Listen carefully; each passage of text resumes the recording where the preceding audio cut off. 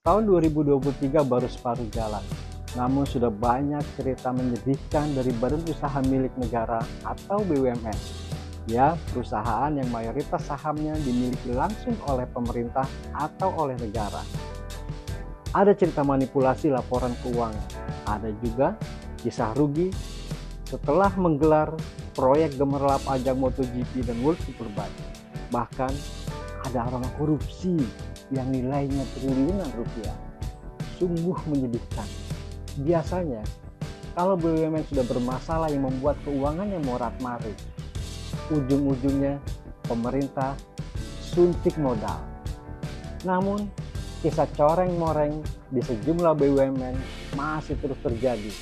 Belum tentu berhenti di separuh tahun 2023 ini. Bisa saja sampai akhir tahun dan tahun-tahun berikutnya.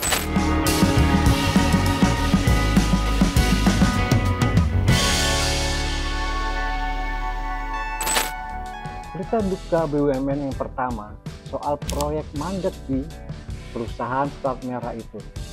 Ini yang ungkap Badan Pemeriksa Keuangan atau BPK dari hasil auditnya yang tertuang di dalam laporan ikhtisar hasil pemeriksaan semester 2 tahun 2022. Baru aja diserahkan pada tanggal 20 Juni lalu ke DPR. Ini soal penyertaan modal negara atau PUMN ke BUMN senilai 10,5 triliun. Dana itu digelontorkan pada tahun 2015 dan 2016 ke 13 BUMN. Tapi apesnya, proyeknya sampai sekarang belum selesai. Jangan-jangan duitnya malah udah habis. Dari hasil audit BPK, lembaga auditor ini minta Kementerian BUMN untuk melakukan review penggunaan BUMN tersebut. Emang TMN ini empuk sih. Ini uang dari kas pemerintah yang dikumpulkan baik dari pajak, pendapatan lain, atau dari utang. Kemudian ada yang digelontorkan ke BUMN atau buat tambahan modal. Bisa juga karena BUMN ditugaskan untuk menggarap proyek pemerintah. Nah, untuk kasus ini, duitnya sudah ngucur tapi proyeknya nggak tuntas dari tahun yang disebut oleh BPK tadi, yaitu tahun 2015-an. Salah satu proyek yang belum selesai kata BPK yaitu proyek jalan tol Trans Sumatera yang dikerjakan oleh Hutama Karya. Sangat lambat katanya. Secara keseluruhan ada 13 BUMN yang belum selesaikan proyek, tapi duit dari pemerintah itu sudah ngucur. Bisa mengarah ke korupsi nggak ya? Kita lihat saja perkembangannya. Ada juga kasus dugaan korupsi yang nyata-nyata sudah disebut oleh Wakil Menteri BUMN Kartika Wirjoatmojo atau yang biasa disebut dengan Tiko. Skandal ini ada di 4 dana pensiun perusahaan BUMN. Jadi perusahaan BUMN mengelola dana pensiunnya sendiri melalui entitas yayasan atau entitas yang lain. Bayangkan, dana yang diinvestasikan oleh 4 dana pensiun milik BUMN ini imbal hasilnya di bawah 4%. Coba bayangkan. Bahkan ada juga yang 1 koma. Padahal kalau duitnya disimpan di surat utang pemerintah aja atau surat utang negara, terus pengelolanya setelah simpan tidur, udah bisa dapat imbal hasil 5-6%. Jadi, imbal hasil di bawah 4% itu sungguh nggak wajar. Tega ya. Itu kan dana pensiun buat ribuan karyawan BUMN. Jadi, risikonya bisa gagal bayar ke peserta atau pensiunan. Bayangkan, ada 22 dana pensiun yang rasio kecukupan dananya di bawah 100% alias minus. Artinya, nilai kekayaannya lebih rendah dari kewajiban kepada peserta dan para pihak yang berhak. Jadi kalau harus membayar seluruh kewajiban pada hari itu, maka uangnya nggak cukup, kekayaannya nggak cukup. Cerita pedih lainnya, dugaan manipulasi laporan keuangan. Untuk kasus ini, yang hidungnya langsung ditunjuk oleh Kementerian BUMN adalah Wijaya Karya dan Waskita Karya.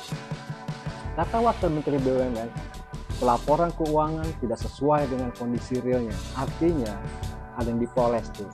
Dilaporkan seolah-olah untung bertahun-tahun, padahal arus kasnya tidak pernah positif. Nah loh, ini gawat. Sekarang lagi diaudit oleh BPKP. Ada potensi pidana di sini. jika terbukti memanipulasi laporan keuangan. Mengerikan ya BUMN. Kayak waskita ini misalnya, dari untung 2,7 triliun, tiba-tiba tahun berikutnya langsung rugi 2,1 triliun. Uniknya, kasus yang diungkap oleh Wakil Menteri BUMN ini tahun 2017 sampai tahun 2018. Jangan-jangan Kementerian BUMN baru bangun tidur atau baru ngeh, tapi lumayan lah. Akhirnya diungkap juga di tahun 2023 tentang bejatnya laporan keuangan BUMN yang tidak semua BUMN yang ditunjuk. Ada lagi kisah sedih dalam hikayat BUMN yang belakangan ramai dibicarakan. Masih ingat gelaran MotoGP dan World Superbike di Mandalika yang heboh baik di media mainstream maupun media sosial. Bahkan di sirkuit ini ada patung Pak Jokowi. Tahu-tahu perusahaan yang kelola sirkuit, PT Aviasi Pariwisata Indonesia, yang nama kerennya sih InJourney, teriak kelilit utang 4,6 triliun. Memohon kepada DPR agar diizinkan dapat suntikan modal dari pemerintah buat bayar utang jangka pendek. DPR kan baik, ya enggak? Disetujui deh, lebih dari 1 triliun. Nanti akan digelontorkan dari kas negara atau kantong pemerintah untuk InJourney. Ternyata pergelaran MotoGP bikin rugi perusahaan 50 miliar rupiah. Terus perhelatan World Superbike boncos 100 miliar. Lah, bukannya penonton bejibun dan supporternya banyak ya? Kan BUMN semuanya kasih sponsor itu. Tapi ya ini kan pengakuan dirutnya. Doni Oskaria waktu rapat di pertengahan Juni lalu dengan DPR. Akhirnya agenda World Superbike atau WSBK dihapus dari daftar. Ternyata tak seindah kampanye pada awal-awal. Tapi lagi-lagi kocek pemerintah harus dirogoh buat nutupin InJourney bayar utang. Begitulah kisah sedih BUMN di pertengahan tahun 2023 yang memang belum berakhir ini.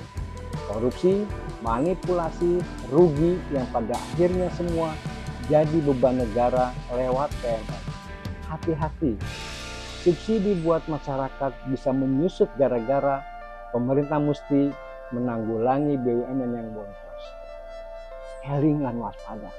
Pak Erik, jangan lupa ngopi dulu.